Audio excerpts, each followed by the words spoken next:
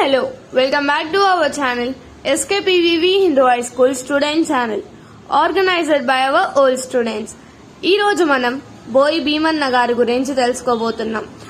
ఈయన సామాజిక చైతన్యాన్ని ఆశించి రచనలు చేసి తెలుగు సాహిత్యాన్ని సుసంపన్నం చేసిన కవి రచయిత.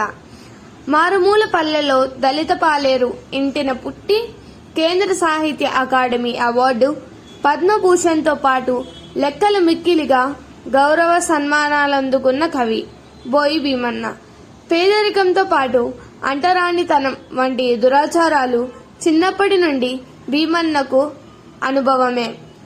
సహజంగానే అతను వీటిని నిరసించాడు.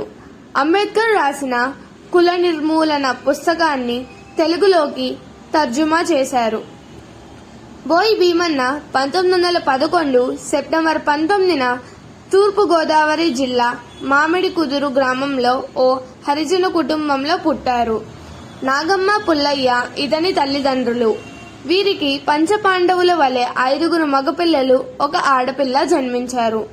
పుల్లయ్య తన మగపిల్లలకు వరుసగా ధర్మరాజు, భీమన్న, అర్జునుడు, నకులుడు, సహదేవుడు అనే పేర్లు పెట్టారు.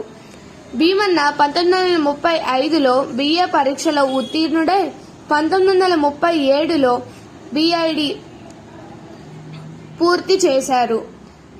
గుడిసెలు కాలిపోతున్నాయి గ్రంథానికి కేంద్ర సాహిత్య అకాడమీ అవార్డు వరించింది. 2001లో భారత ప్రభుత్వం భీమన్నను పద్మభూషణ్ బిరుదుతో సత్కరించింది.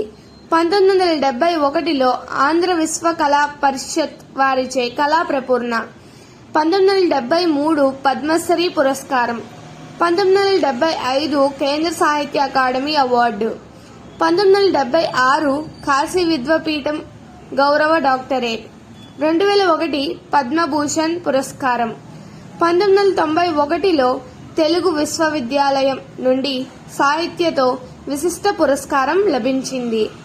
Thank you for watching this video and please do like, share, subscribe and comment to our channel. Thank you.